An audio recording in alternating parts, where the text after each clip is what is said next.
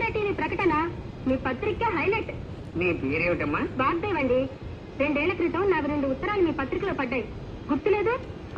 గుర్తుంది. లేకే కేవలం ఆ ఉత్తరాల వల్లే మా పత్రిక సర్క్యులేషన్ 10,000 పడిపోయింది. నువ్వేనా తల్లి? ఏం కావాలి? ఇదిగోండి. ఏమిటది? నేను ఈ మధ్య కొన్ని కవితలు రాశాను, మచ్చుక్క ఒకటి వినిపిస్తాను, వినండి. ఆకాశం రంగు నీలంగానే ఎందుకుంటుంది? ఎర్రగా ఉంటే బాగుండదు గనక. రక్తం ఎరుపు రంగులోనే ఎందుకుంటుంది? నీలంగా ఉంటే బాగుండదు గనక.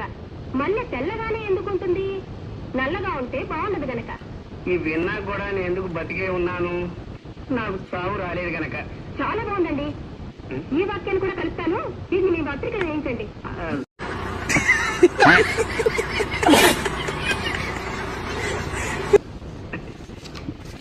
వీటిని ఇక్కడే ఉంచుతాను. మేము ఇంకా పత్రిక నడపలేం అని గట్టిగా నిర్ణయించుకున్నాక మీ కవితలు చివరి సంచికలో వేస్తాం. అవి రిలీజ్ అయ్యేసరికి మేము ఏ ఆఫ్రికానో అండమాన్తో పారిపోతాం. ఇవి ఇక్కడే ఉంచుతానమ్మా. థ్యాంక్స్ అండి. పోతే ఎవరు పోతేనమ్మా? నేనా? ఇది కాస్త తినండి.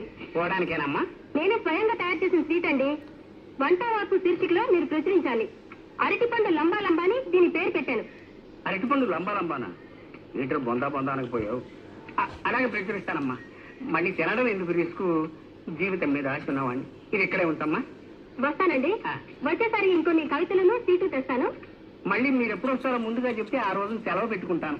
అబ్బే, సెలవు పెట్టి మరీ వినాల్సిన అవసరం లేదండి. ఆఫీసులోనే విందురు గాని. వస్తానండి.